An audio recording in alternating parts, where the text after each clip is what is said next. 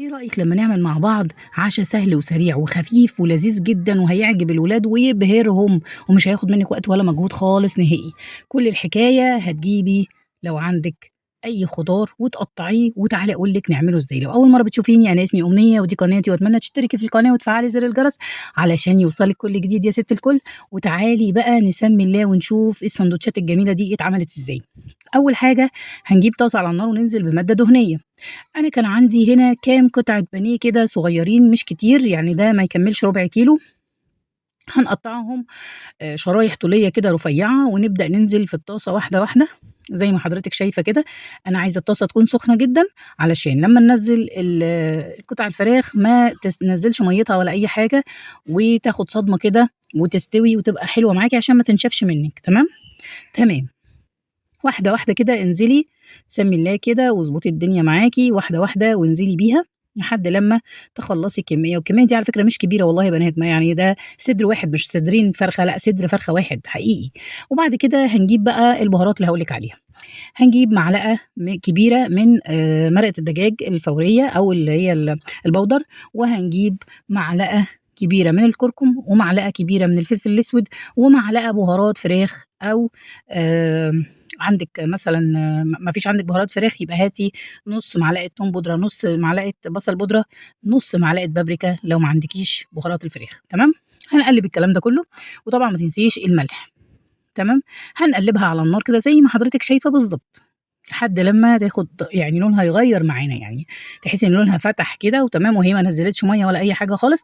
وبعد كده هنركنها على جنب ونكون بقى مقطعين. عندك بقى فلفل احمر، فلفل اصفر، فلفل اخضر، بصلايه، قطعي الكلام ده كله. طبعا احنا عايزين ندي لاولادنا حاجه تكون فيها قيمه غذائيه برضو.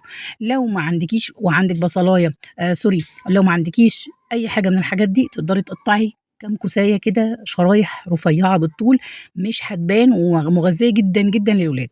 بجد جربي الكلام ده والله العظيم هتنبهري. هنقلب الكلام ده كله بقى مع بعضه ونبدا نمكسه كده عشان ياخد من ريحه التوابل والبهارات بتاعتنا. قلبي كويس بقى، خلاص هي كده كده الخضار هينزل ميته حاجه بسيطه خالص يعني. تمام تمام.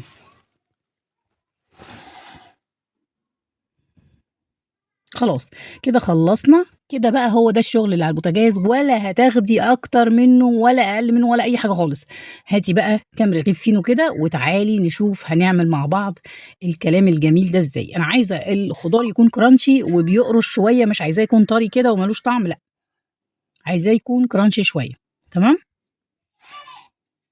بس يا ستي هنجيبه بقى ونحطه في طبق. وانا كان عندي كام بطاطسايه كده حمرتهم ومكسي برضو الكلام ده كله. والله والله الكلام ده مش عايزه اقول لك بيبقى حلو قد ايه والولاد بتتبسط بيه قد ايه.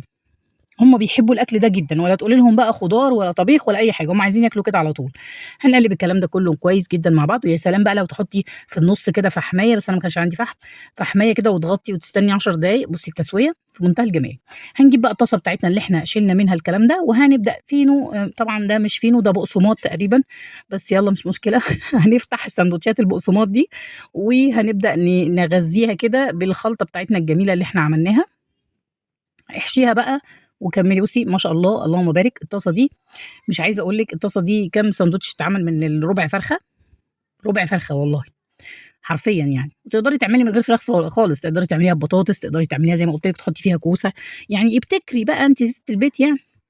ولازم الولاد هم بيحبوا الحاجات دي. عندك كاتشب بقى حطي كاتشب، ما عندكيش حطي مايونيز اللي يعجبك، يعني اي حاجه. بعد ما هنكمل الكلام ده كله هنجيب بقى رشة. هي الفكرة كلها في ايه؟ في رشة الموتزاريلا. رشة الموتزاريلا دي هتفرق معاكي بقى وهتخلي الولاد ينبهروا ايه ده، واو ماما عملت لنا بيتزا. اه والله صدقيني انا عايزه اقول لك ان انا عندي الولاد يعني الموتزاريلا دي اهم حاجه عندهم، اهم حاجه في حياتهم اساسا والله بجد. بس هنخلص بقى الكميه كلها زي ما حضرتك شايفه وهنحط عليها رشه الموتزاريلا. وخليكي معايا ما تنسيش بقى تعملي تروقي عليهم كده، تعملي شويه عصير فريش كده جنبها، روقي على الولاد يعني. الجو حر وما تقفيش قدام المطبخ تعملي اي حاجه، يعني خليكي كده في السهل الممتنع. اللهم صل وسلم وبارك على سيدنا محمد وعلى اله وصحبه اجمعين عليها افضل الصلاه والسلام. هنبدا بقى نكمل الحشوه بتاعتنا. انا المره اللي فاتت كنت منزله لكم الفيديو بتاع الفخده طبعا كان حكايه. والحكاية دي على فكرة حقيقية، الشخصية دي أنا عارفاها، بس المرّة دي لأ، أنا قررت إن أنا مش هاحكي حكاية تاني خلاص. بس، شُفتِ بقى ما خدش منِّك ولا وقت ولا مجهود ولا أي حاجة خالص، حاجة كده في منتهى اللذاذة. طبعًا أنا باعتذر طوّلت عليكم، بس يا ستي أهم حاجة علشان الجبنة الموتزاريلا بتاعتِك تدّيكِ نتيجة كويسة كمان، هاقول لِك على التركاية دي، لازم تطلّعيها قبل الشغل وتسيبيها لمّا تفُك خالص، ولازم تكيّسي يعني مثلًا أنتِ بتجيبي الكيس اللي هو الكيلو، كيّسي إرباع، كيّسي انصاص على قد استخدامِك في المَرّة، ما تطلّعيش جبنة الموتزاريلا وتسيّحيها وترجّعيها تاني، لإن أنتِ أمّا بتسيّحيها بتعجّن في بعض وبتسيح وتبقى كلّها لازقة في بعضها، درجة الحرارة دلوقتي عالية جدًا، فهتبوّظ لِك أي حاجة في حياتِك يعني، فخلّي بالِك من الموضوع ده، حاولي أول ما تجيبيه من برّه هو كده أوكي متجمد، هتطلّعي الجبنة الموتزاريلا تعمليها على 4 أكياس مثلًا، وتاخدي كيس تخلّصيه على الوصفة بتاعتِك، تمام، علشان ما تبوظيهاش. لإنها لمّا بتعجن ما بتعرفيش تعملي فيها أي حاجة. بس هنبدأ بقى نرش الرشة الجريئة، وبعدين ندخّلها الفرن تحت الشواية مش هتاخد أكتر من 10 دقايق، ما عندكيش شواية يا ست الكل ولا يهمِّك، حطّي الطاسة دي على النار وغطّيها بورق ألمونيوم فويل وسيبيها 5 دقايق على نار هادية خالص، أولًا هياخد تحميرة كده من تحت العيش وهيبقى طعمه حلو أوي، وثانيًا الجبنة الموتزاريلا هتسيح وتمُط معاكِ وتبقى في منتهى اللذاذة ومن غير أي وجع قلب، وكُلي بقى يا ستي أحلى ساندوتشات، بُصّي بقى لمّا تطلع في منتهى الجمال، منتهى الجمال بجد، رهيبة، لازم تجرّبوها يا بنات. بُصّي عاملة إزاي، ولا اتحمّرت ولا حاجة، هي يا دوب دابت وهتطلّعيها تأكّليها للولاد، هينبسطوا ويقولوا لِك تسلم إيديكِ يا ست الكل، وألف هنا وشفا، وأتمنى الفيديو يعجبِك وما تنسيش اللايك والشير وسبسكرايب لو وصلتِ لحد هنا، وباشكرِك جدًا على المتابعة، وآسفة لو كنت طوّلت عليكِ، واشوفِك على خير إن شاء الله في الفيديوهات اللي جاية، والسلام عليكم ورحمة الله وبركاته.